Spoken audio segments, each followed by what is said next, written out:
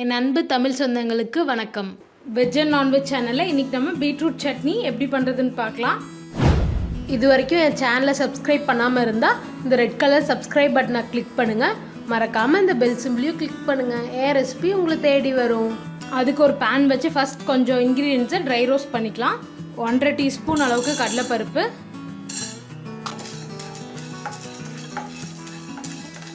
கடலைப்பருப்பு கால்வாசி ரோஸ்ட் ஆனதும் 1 டீஸ்பூன் அளவுக்கு உளுந்து சேர்த்துடலாம். நம்ம ஃபஸ்ட்டே உளுந்து சேர்த்தோம்னா உளுந்து வந்து சீக்கிரம் ரோஸ்ட் ஆகிடும், கடலைப்பருப்பு ரோஸ்ட் ஆகாது. ஸோ வந்து கால்வாசி ரோஸ்ட் ஆனதுக்கப்புறம் உளுந்து சேர்த்துக்கோங்க. கடலைப்பருப்பு உளுந்தும் நல்லா ரோஸ்ட் ஆகிடுச்சு. இப்போ இது கூட 1/2 டீஸ்பூன் அளவுக்கு சீரகம், 1/2 டீஸ்பூன் சோம்பு, கூடவே காரத்துக்கு ஏற்ற மாதிரி மிளகாய் வத்தல் சேர்த்துடலாம். ஜஸ்ட் இதுலேருந்து வாசம் வர வரைக்கும் ரோஸ்ட் பண்ணால் போதும்.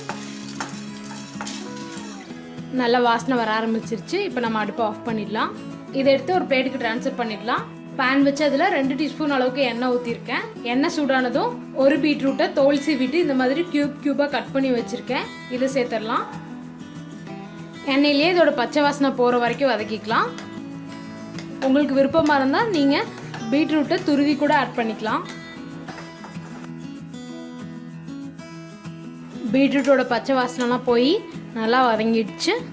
இப்போ இது கூட 2 கீ தேங்காய் அந்த மாதிரி குட்டி குட்டியாக கட் பண்ணி வச்சுருக்கேன், அதை சேர்த்துடலாம்.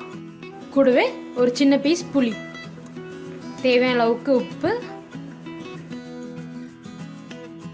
இது எல்லாத்தையும் 1-2 நிமிஷம் வரைக்கும் வதக்கிக்கலாம்.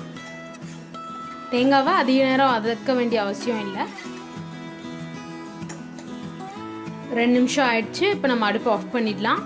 இது ஆறுனதும் ஒரு மிக்ஸி ஜாரில் சேர்த்து ஃபஸ்ட்டே நம்ம ரோஸ்ட் பண்ணி வச்சுருக்க பொருட்களையும் சேர்த்து தண்ணி ஊற்றி நைஸாக அரைச்சி எடுத்துக்கலாம். இந்த மாதிரி லைட்டாக கொரகொரப்பாக அரைச்சி எடுத்துக்கோங்க. அப்புறம் சாதத்தில் போட்டு பசஞ்சு சாப்பிட்றப்போ நல்லாயிருக்கும். இது நீங்கள் சாதத்து கூட வச்சு சாப்பிடலாம், அல்லது தோசை சப்பாத்தி கூடயும் வச்சு சாப்பிடலாம். ரொம்பவே நல்லாயிருக்கும். சுவையான பீட்ரூட் சட்னி தயார். இந்த ரெசிபியை உங்கள் வீட்டில் கண்டிப்பாக ட்ரை பண்ணி பார்த்துட்டு எப்படி இருந்ததுன்னு எனக்கு கமெண்ட்டில் போடுங்க. மறக்காமல் வெஜ் அண்ட் நான்வெஜ் சேனலை சப்ஸ்கிரைப் பண்ணுங்கள்.